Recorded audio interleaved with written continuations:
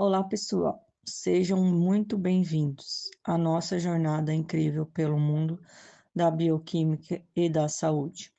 Hoje vamos desvendar um pouco sobre a doença inflamatória crônicas e o papel crucial de uma enzima chamada COX-2.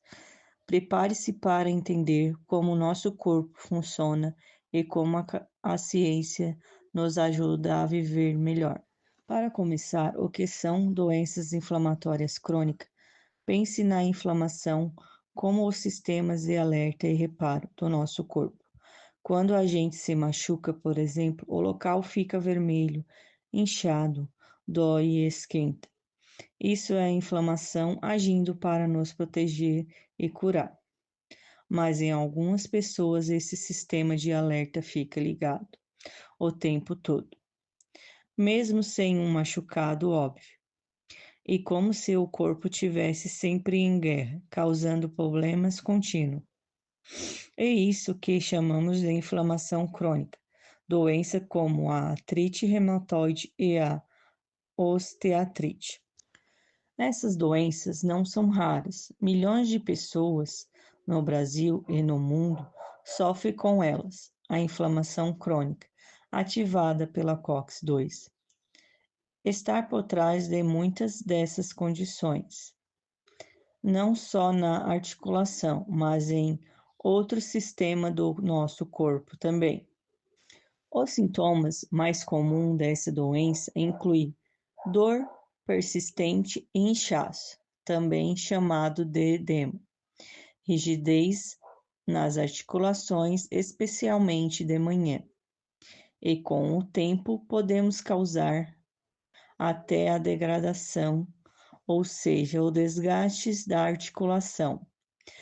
Tudo isso afeta muito a qualidade de vida, dificultando atividades simples do dia a dia.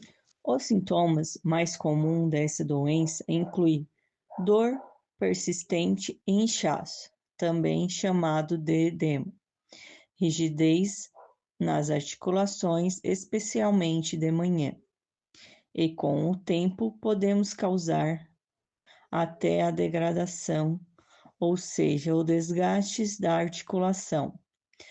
Tudo isso afeta muito a qualidade de vida, dificultando atividades simples do dia a dia. É importante entender que a inflamação crônica é um fator em diversas outras doenças, não apenas na articulação. Elas podem estar ligadas a problemas cardíacos, diabetes tipo 2 e até algum tipo de câncer. E é um tema muito pesquisado na medicina moderna. Agora vamos falar da estrela de hoje, a enzima COX-2, ou cicloogenase 2. Pense na enzima como máquinas moleculares do nosso corpo, que aceleram reações químicas. A COX-2 é uma dessas máquinas que fabrica substância que causa inflamação. Temos duas enzimas, a COX-1 e a COX-2. A COX-1 é como uma faxineira do corpo, sempre ativa, fazendo a manutenção, e ela protege nosso estômago, ajuda o sangue a coagular. Já a COX-2 é uma bombeira de emergência. Ela só é ativada quando há um incêndio, ou seja, uma inflamação. Ambas as COX produzem um grupo de moléculas chamada prostaglandinas. São como mensageiras químicas. As prostaglandinas produzidas pela COX-2 são as grandes responsáveis pelo sintoma que sentimos na inflamação: a dor, o inchaço, o avermelhidão e a febre. Em doenças crônicas, a COX-2 está trabalhando sem parar, produzindo prostaglandinas em excesso e mantendo a inflamação. É por isso que a COX-2 se tornou um alvo tão importante para a medicina. Se conseguimos desligar ou frear a COX-2, podemos reduzir a produção dessa prostaglandina e, sequentemente, aliviar os sintomas da inflamação crônica, com menos efeitos colaterais indesejado, já a COX-1 não é afetada. Agora vamos falar de um medicamento muito conhecido que atua na COX-2, o diclofenaco. Ele é um anti-inflamatório não esteroide, ou AINE, um dos mais usados no mundo. O diclofenaco funciona como um chaveiro que se encaixa na fechadura da enzima COX-2. Ao se encaixar, ele bloqueia, impedindo que ela produza as prostaglandinas, que causa a inflamação e como se calasse a enzima COX-2. Por isso, o diclofenaco é eficaz em aliviar a dor e o inchaço em doenças como as artrite, melhorando a qualidade de vida de quem sofre a inflamação. Dentro dessa estrutura tridimensional da COX-2, existe um lugar especial, uma espécie de cavidade ou bolsão, que chamamos de sítio ativo ou pocket. É nesse local que as moléculas como o diclofenaco se ligam para interagir com a enzima. Pense no sítio ativo como o buraco da fechadura, onde a chave, diclofenaco, vai se encaixar. Os cientistas usam uma técnica chamada docking molecular para prever como uma molécula, o diclofenaco, se encaixa em uma proteína, a COX-2. É como um jogo de quebra-cabeça 3D em computadores.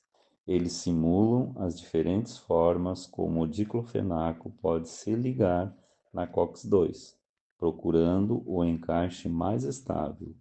Isso ajuda a entender por que um medicamento funciona e a desenhar novos fármacos. No sítio ativo da COX-2 existem aminoácidos específicos que se interagem com o diclofenaco. Alguns são hidrofóbicos, não gostam de água, como óleo, e outros são hidrofílicos, gostam de água. Essas interações, como abraços químicos, são fundamentais para o diclofenaco se fixar bem na enzima. O diclofenaco, por exemplo, tem partes que se dão bem com os aminoácidos hidrofóbicos do pocket, ajudando a estabilizar a ligação. Se olharmos mais de perto, o diclofenaco é composto por elementos químicos como carbono, hidrogênio, oxigênio, nitrogênio e cloro. Esses elementos e como eles estão arranjados definem a polaridade da molécula. A polaridade é importante para a interação com os aminoácidos da COX-2. Por exemplo, a presença do cloro no diclofenaco cria uma região que pode interagir de forma específica com alguns pontos da enzima, otimizando o encaixe. É tudo uma questão de química. Quando tomamos um remédio como o diclofenaco, ele faz uma verdadeira viagem pelo nosso corpo. Essa viagem envolve várias etapas que a ciência estuda para que o medicamento seja eficaz e seguro. Para entender essa viagem, usamos a sigla ADMET: absorção, distribuição, metabolismo, excreção e toxicidade. São os pilares para saber como um medicamento se comporta no organismo. É o caminho que o diclofenaco faz para sair, por exemplo, do estômago ou intestino e chegar na corrente sanguínea. Quanto mais diclofenaco chega no sangue intacto, maior a biodisponibilidade dele, ou seja, mais ele está disponível para agir. Distribuição. Uma vez no sangue, o diclofenaco é distribuído para os tecidos, incluindo as articulações inflamadas. Uma coisa interessante é a barreira hematoencefálica, uma muralha de proteção do nosso cérebro. Alguns medicamentos conseguem atravessar, outros não. O diclofenaco tem uma capacidade limitada de passar, o que é bom, pois sua ação principal é fora do cérebro. Metabolismo. Essa é a etapa onde nosso corpo processa o diclofenaco. O principal órgão responsável é o fígado. Lá, enzimas especiais, principalmente as do grupo citocromo P450, CYPs, modificam o diclofenaco. As enzimas CYPs são como pequenas fábricas que transformam o diclofenaco em outras substâncias, algumas mais fáceis de serem eliminadas pelo corpo. É crucial saber se o diclofenaco ocupa ou inibe essas enzimas, porque isso pode afetar como outros medicamentos que a pessoa toma são metabolizados. Excreção. Depois de ser processado, o diclofenaco e seus metabólitos são eliminados do corpo, principalmente pelos rins, na urina, e em menor parte pelas fezes. A velocidade com que isso acontece afeta quanto tempo o medicamento permanece ativo no corpo. Toxicidade. Por fim, mas não menos importante, avaliamos a toxicidade. Nenhum medicamento é 100% livre de efeitos colaterais. Os cientistas investigam grupos químicos específicos que podem estar associados a efeitos adversos, como problemas no fígado, nos rins ou reações alérgicas. É um equilíbrio entre benefício e risco. Proteins Plus desenvolvendo estruturas 3D. Como os cientistas descobrem tudo isso sobre as proteínas e os fármacos? Usamos ferramentas computacionais poderosas. Uma delas é a Proteins Plus. Ele nos permite visualizar a estrutura tridimensional das proteínas como a COX-2 e entender o pocket onde o diclofenaco se liga. Podemos ver a composição de aminoácidos do sítio de ligação, se eles são apolares ou polares, e os elementos químicos presentes. É como usar um supermicroscópio digital para ver as moléculas em detalhe. ADMET Lab 3.0. Outra ferramenta fantástica é o ADMED Lab 3.0. Lembre-se do ADMET: absorção, distribuição, metabolismo, excreção, toxicidade. Pois bem, este laboratório virtual nos ajuda a prever como um novo composto se comportaria em cada uma dessas etapas, antes mesmo de ele ser testado em laboratório. Ele usa regras toxicológicas para identificar se um composto tem grupos químicos que historicamente são associados à toxicidade, como o risco de câncer ou de reação alérgica. Isso acelera a pesquisa e torna o processo mais seguro. A importância da bioinformática na saúde. Essas ferramentas digitais da área da bioinformática são revolucionárias. Elas permitem que os cientistas economizem tempo e recursos, testando milhares de moléculas no computador antes de ir para o laboratório. Assim, eles conseguem descobrir novos medicamentos mais rapidamente e com mais segurança, entendendo profundamente como eles interagem com o corpo. Conclusão e agradecimentos. Chegamos ao fim da nossa jornada de hoje. Espero que esta aula tenha desvendado a complexidade e a importância da enzima COX-2 no contexto das doenças inflamatórias crônicas.